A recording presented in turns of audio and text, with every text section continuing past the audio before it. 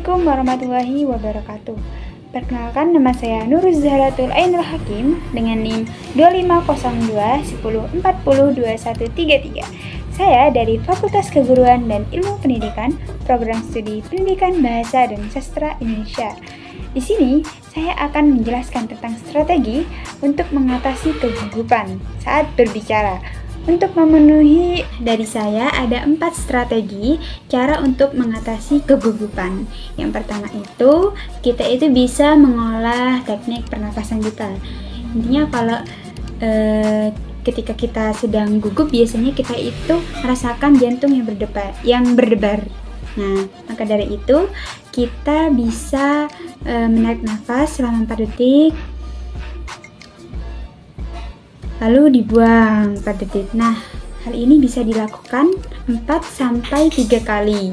Dengan begitu, kita itu bisa melepas rasa stres dan melepas hormon kortisol. Nah, cara yang kedua itu bisa dari kita itu mempersiapkan lebih dahulu apa yang ingin kita sampaikan. Misal kita ingin mempresentasikan suatu materi, kita itu bisa belajar dari poin-poin kecilnya atau membuat rangkuman dan sebagainya, lalu membuat suatu catatan kecil yang dimana nanti ketika kita menyampaikan materi, berbicara, kita itu ketika sedang blank, kita itu bisa melihat catatan kecil tersebut dan bisa melanjutkan apa yang ingin disampaikan begitu. Nah, dengan begitu, dengan cara begitu kita itu bisa lebih leluasa dalam berbicara. Dan tidak lupa pula kita itu sebelum berbicara ya, kita itu latihan atau gladi resik lah, dimana kita itu biasanya bisa berlatih di depan cermin atau merekam diri sendiri lewat ponsel. Nah, yang ketiga itu bisa mengubah pola pikir. Kadang orang-orang itu merasa gugup karena merasa dirinya ini harus perfect gitu, harus tampil maksimal.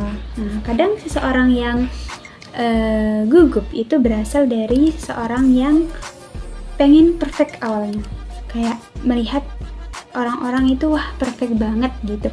Nah, lalu ketika dia menjadi dirinya sendiri, saat berbicara, saat menyampaikan materi, saat berbicara di depan umum, dia itu merasa kalau dirinya itu kurang begitu, dan memikirkan bagaimana respon orang-orang. Misal gimana ya nanti kalau aku salah kata, terus mereka nanggepnya gimana ya gitu.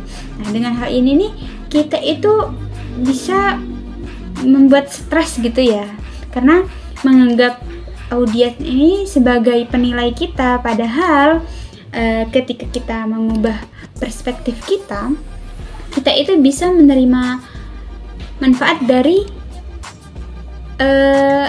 apa yang kita sampaikan. Misal ketika kita menganggap audiens itu sebagai rekan yang ingin menerima apa yang kita bicarakan, ingin menjadi penerima informasi dari kita. Nah, dari situlah kita itu bisa tampil percaya diri. Karena berhasil itu tidak selalu perfect, tapi berhasil itu dia bisa dilatih terus-menerus. Meskipun hasilnya tidak perfect, tapi yang penting hasilnya sesuai dan tersampaikan dengan baik ke audiens begitu. Lalu yang terakhir itu ada fokus pada pesan, bukan ke diri sendiri. Kadang seseorang itu sama seperti tadi ya, tidak jauh berbeda. Kadang seseorang itu menyampaikan pesan ya, tetapi mereka itu masih memikirkan diri sendiri. Wah, gimana ya, apa penampilanku kurang, apa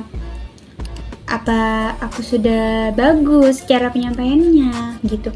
Padahal yang audiens inginkan itu bukan dari bagaimana kita berpenampilan, bukan dari bagaimana kita berbicara, tapi bagaimana kita itu bisa menyampaikan dengan baik dan mereka dapat mengambil informasi dari yang kita tangkap begitu. Nah, dari paparan tersebut dapat disimpulkan ya teman-teman, bahwasannya kegugupan dapat diatasi melalui pengelolaan pernapasan yang pertama. Lalu persiapan yang matang dan perubahan pola pikir. Juga fokus pada diri sendiri, bukan pada fokus pada pesan, bukan pada diri sendiri. Nah, dengan begitu kita itu dapat menyampaikan materi dengan baik dan tersampaikan dengan baik pula kepada audiens.